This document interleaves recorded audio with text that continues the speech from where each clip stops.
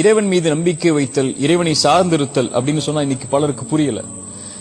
படைப்புகளை விட்டு விலகி படைத்தவனை முழுவதுமாக சார்ந்து நம்பிக்கை வைத்தல் தான் தவக்குல். இது 3 அடிப்படைகள் கீழே இருக்கு. ஒன்று, நடக்கின்ற அனைத்தும் நல்லதோ கெட்டதோ இறைவனுடைய புறத்திலிருந்து தான் நடந்தது, நடக்கின்றது, நடக்கவும் செய்யும் என்ற முழுமையான கல்வியை முதலிலே மனதில் ஏந்தி வாழ்தல். இரண்டாவது, அதன் மீது அப்படியே நம்பிக்கை வைத்து அவனையே சார்ந்து விடுதல்.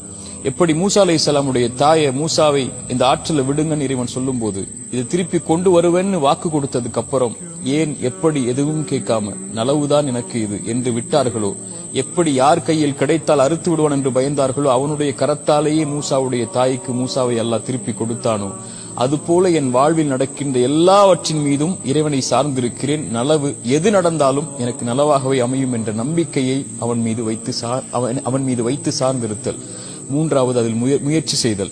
எப்படி மரியம் அலைஹிஸ்ஸலாம் சோதனை வரும்போது அந்த மரத்தை பிடித்து ஆட்டுங்கள் என்று அல்லாஹ் சொன்னானோ, எப்படி மூசா அலைஹிஸ்ஸலாமுக்கு சோதனை வரும்போது அந்த கைத்தடியை கொண்டு இறைவன் மீது நம்பிக்கை வைத்து அடியுங்கள் சொன்னானோ, அது போன்று வாழ்வில் வரக்கூடிய பிரச்சனைகளில் முயற்சி செய்து அதில் வெளியேறுவதற்குரிய வழியை அவனிடத்திலேயே கேட்டு பெறுதல்.